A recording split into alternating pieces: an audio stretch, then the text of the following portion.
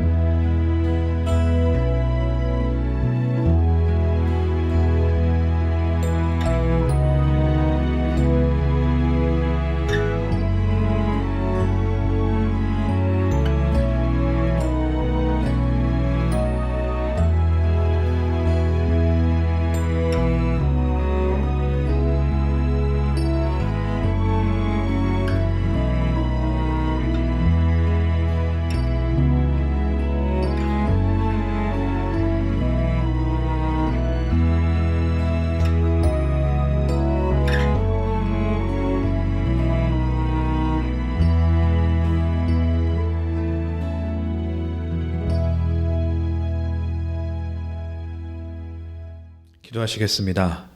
사랑과 은혜가 충만하신 아버지 하나님 감사합니다. 저희들 한 명 한 명을 불러주시고 또 이처럼 예배의 자리 가운데 저희들을 인도하여 주신 감사합니다. 하나님 아버지께서 저희들을 불러주셨으니 저희는 하나님의 백성임을 고백합니다. 그러니 하나님의 백성답게 하나님의 말씀 가운데 또 성령님의 인도하신 가운데 살아갈 수 있는 우리 모두가 될 수 있도록 아버지께서 인도하여 주시옵소서. 또 하나님께서 세워주신 종 우리 이완 담임 목사님께서 말씀을 증거하실 때 또 사역의 현장 가운데서 성령님께서 함께하여 주셔서 우리가 걸어가는 그 모든 길이 예수님께서 걸어가셨던 그 아름다운 길이 될 수 있도록 아버지 저희들을 붙잡아 주시옵소서. 또 새 성전 건축이라고 하는 축복과 은혜를 허락하셨습니다. 그 모든 과정이 쉽지 않지만 아버지께서 인도해 주실 것을 믿습니다.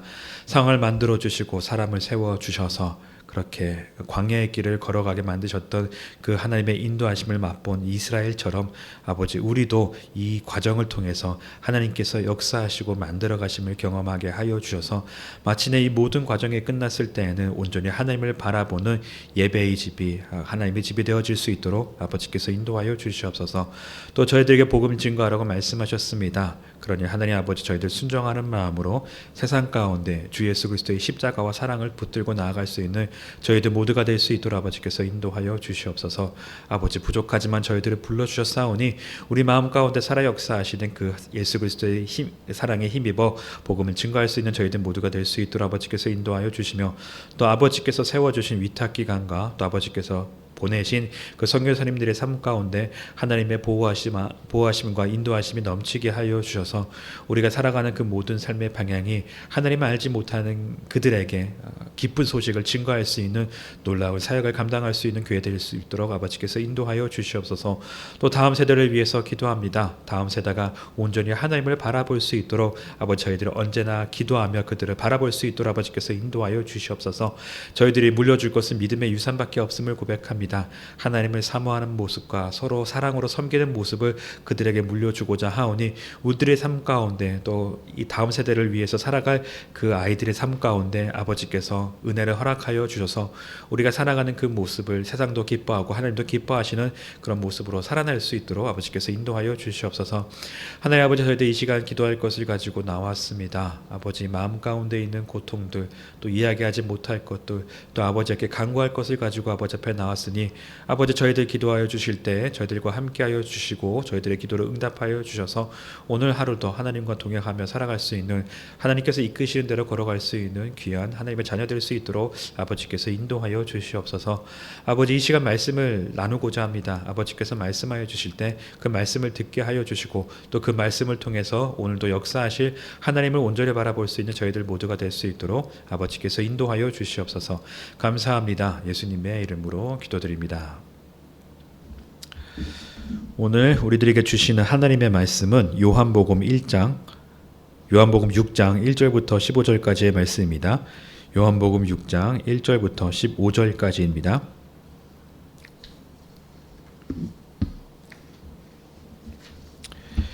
다 같이 하나님의 말씀을 봉독하겠습니다. 그 후에 예수께서 디베랴의 갈릴리 바다 건너편으로 가심에 큰 무리가 따르니 이는 병자들에게 행하시는 표적을 보았음이러라. 예수께서 산에 오르사 제자들과 함께 거기 앉으시니 마침 유대인의 명절인 유월절이 가까운지라. 예수께서 눈을 들어 큰 무리가 자기에게로 오는 것을 보시고 빌립에게 이르시되 우리가 어디서 떡을 사서 이 사람들을 먹이겠느냐 하시니 이렇게 말씀하심은 친히 어떻게 하실지를 아시고 빌립을 시험하고자 하심이라. 빌립이 대답하여 각 사람으로 조금씩 받게 할지라도 200데나리온의 떡이 부족하리이다. 제자 중 하나 곧 시몬 베드로의 형제 안드레가 예수께 여짜오되 여기 한 아이가 있어 보리떡 5개와 물고기 2마리를 가지고 있나이다. 그러나 그것이 이 많은 사람에게 얼마나 되겠사옵나이까. 예수께서 이르시되 이 사람들로 앉게 하라 하시니 그곳에 잔디가 많은지라. 사람들이 앉으니 수가 5,000명쯤 되더라. 예수께서 떡을 가져 축사하신 후에 앉아있는 자들에게 나눠주시고 물고기도 그렇게 그들의 원대로 주시니라. 그들이 배가 부른 후에 예수께서 제자들에게 이르시되 남은 조각을 거두어 버리는 것이 없게 하라 하심으로 이에 거두니 보리떡 5개로 먹고 남은 조각이 12바구니에 찼더라. 그 사람들이 예수께서 행하신 이 표적을 보고 말하되 이는 참으로 세상에 오실 그 선지자라 하더라. 그러므로 예수께서 그들이 와서 자기를 억지로 붙들고 임금으로 삼으려는 줄 아시고 다시 혼자 산으로 떠나가시니라. 아멘.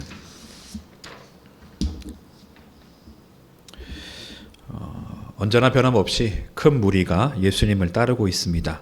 왜냐하면 예수님께서 병자들에게 행하시는 이적들을 이들이 계속해서 보았기 때문이죠. 그래서 무언가를 기대하는 마음으로 예수님을 따르고 있었을 것입니다. 그리고 예수님은 산에 올라 제자들과 함께 앉으셨습니다. 이때가 유월절이 가까운 때였다라고 하고 있습니다.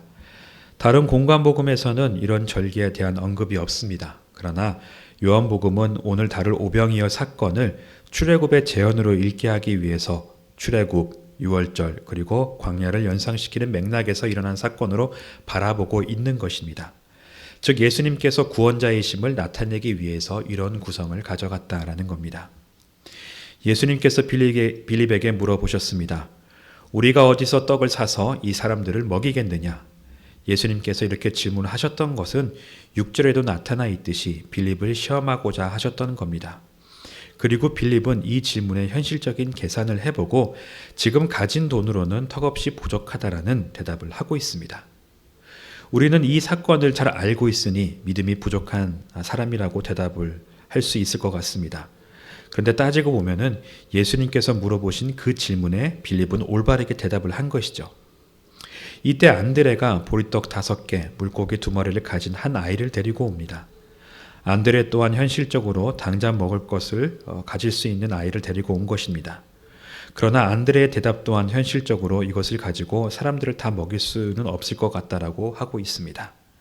어쩌면 안드레는 예수님이라도 드셔야 하지 않을까라는 생각으로 이 아이를 데려왔을 수도 있을 거라는 그런 생각이 듭니다. 그러나 결국 현실적 한계 앞에서 멈추게 되었습니다. 이렇게 빌립과 안드레의 모습을 통해서 지금 이 많은 무리들이 현실적인 한계에 직면하게 된 상황을 보여주고 있습니다. 이스라엘 백성의 출애굽 중에 애국 군대에게 쫓기다 홍해를 만났을 때처럼 또 광야에서 먹을 것이 없을 때처럼 할 수 있는 것이 아무것도 없는 상황이었던 것이죠. 그리고 이 2명의 제자가 보여준 반응 또한 지극히 현실적이고 당연한 것이었습니다. 그러나 10절부터는 이 현실적인 한계가 무너지는 사건을 다루고 있습니다. 오병이어의 사건입니다. 많은 사람들이 있습니다. 남자만 5,000명 정도였는데 예수님께서 떡과 물고기를 가지고 축사하신 후에 이 앉아있는 자들에게 나눠주셨습니다. 그리고 모두가 배불리 먹고 남은 조각을 거두니 12바구니였다라고 하고 있습니다. 분명히 현실적으로는 아무것도 할 수 없는 상황이었을 것입니다. 그러나 예수님께서는 그 누구도 예상하지 못한 방법으로 이 한계를 무의미하게 만드셨고 그들을 배고픔에서 구하셨습니다. 홍해가 앞에서 가로막고 있을 때에도 또 광야에서 먹을 것이 없을 때에도 많은 사람들에게 줄 음식이 보리떡 5개와 물고기 2마리 뿐이었을 때에도 예수님은 예상하지 못한 방법으로 그 백성들을 구원하셨습니다. 요한은 이 오병 사건을 통해서 우리를 사랑하시는 하나님께서 그리고 예수님께서 우리를 구원하시는 분이시라는 것을 말하고자 하였던 것입니다. 그리고 14절에 이 이적에 대한 사람들의 반응이 나오고 있습니다. 그 사람들이 예수께서 행하신 이 표적을 보고 말하되 이는 참으로 세상에 오실 그 선지자라 하더라. 이 사람들은요, 2절에서는 이적을 기대하며 예수님을 따랐고 또 14절의 오병이어 사건 후에는 예수님을 선지자로 바라보고 있었고 또 15절에서는 예수님을 이 땅에서의 왕으로 세우려고 하고 있습니다. 예수님께서 그 누구도 하지 못할 구원의 이적을 행하셨음에도 여전히 예수님께서 누구신지를 알지 못하는 반응이었다라는 겁니다. 예수님께서 구세주로 오셨음을 온전히 바라보는 사람은 없었던 것이죠. 사람들은 여전히 이 땅에서의 왕을 기대하고 있었나 봅니다. 분명히 예수님께서 보여주신 이적은 이 땅에서 경험할 수 없는 것이었음에도 이들은 예수님을 통해서 나타날 하나님 나라를 바라보기보다는 예수님을 통해서 자신들이 이루고자 하는 것만 생각하고 있었던 것입니다. 어쩌면 우리가 하나님을, 예수님을 바라보는 시선 또한 이 사람들과 그렇게 다르지 않을 때가 있음을 느끼게 됩니다. 특히 우리가 하나님께 간구할 것이 있어 간절히 기도할 때 그런 것 같습니다. 하나님께 원하는 것을 구하고 그 응답을 받으면 어느샌가 신앙은 내려놓고 원래 있던 삶의 자리로 돌아가는 모습을 보여줄 때가 우리는 있지 않습니까? 우리야말로 예수님을 누구로 바라보고 있었던 것일까요? 성도님들에게 기도 제목을 물어보면은 아마 삶에 필요한 기도 제목을 주로 나눌 것입니다. 무엇을 해주시고 뭐를 주시고, 그러나 예수님의 관계에 대한 고민이 담긴 기도 제목은 그렇게 많지 않았습니다. 여전히 우리는 하나님께서 우리를 위해서 하시는 일에만 관심이 있지 하나님께서 왜 우리와 함께 하시는지에 대한 관심은 아직 부족한 것으로 보여집니다. 하나님께서는 우리의 아픔을 회복시키시고 우리의 부족함을 채워주십니다. 그런데 왜 그러는 것일까요? 우리가 하나님의 자녀이기 때문입니다. 그런데 우리는 하나님을 우리의 아버지로서 온전히 바라보고 있는 것일까요? 하나님은 사랑하시기에 우리의 필요를 채워주시는 분이시지만 궁극적으로는 우리와 함께 하시기를 원하시는 분이십니다. 우리를 통해서 영광 받기를 원하시는 분이십니다. 그래서 예수 그리스도의 십자가를 통해서 우리를 구원하셨던 거죠. 우리는 이 하나님을 지금 온전히 바라보고 있는 것일까요? 아니면 아직도 우리는 예수님께서 이정을 행하며 좋은 말씀을 전해주고 영광의 자리로 이끌어줄 이 땅에서의 왕으로만 바라보고 있는 것은 아닐까요? 믿음의 정답은 없겠지만은 예수님께서 우리에게 우리가 어디서 떡을 사서 이 사람들을 먹이겠냐고 물어보신다면은 또 예수님께서 누구신지를 알고 또 믿고 있는 우리는 어떤 대답을 하게 될까요? 또 안드레의 상황처럼 오직 우리에게 보리떡 5개와 물고기 2마리만 있는 상황이라고 한다면 또 예수님께 우리는 어떠한 말을 했을까요? 여러분의 대답이 문제 해결을 바라보는 대답이 아닌 예수님께서 누구신지에 대한 고백이 담긴 대답이었으면 좋겠습니다. 하나님은 우리의 해결사가 아니십니다. 우리의 삶의 주인이시자 구원자이시며 우리의 아버지이십니다. 우리와 매일 함께하는 분이시라는 겁니다. 예수님께서 빌립을 시험하셨을 때 예수님은 빌립에게 무엇을 바라셨던 것일까요? 극적인 문제 해결을 원하시거나 완벽한 대답을 들으시기를 원하셨던 것은 아니셨을 겁니다. 아마도 이 땅에서의 기준과 가치로 세상을 바라보던 빌립이 예수님께서 바라보시고 향하시는 그곳을 바라보길 원하셔서 그렇게 빌립에게 물어보셨던 것은 아닐까라는 그런 생각이 됩니다.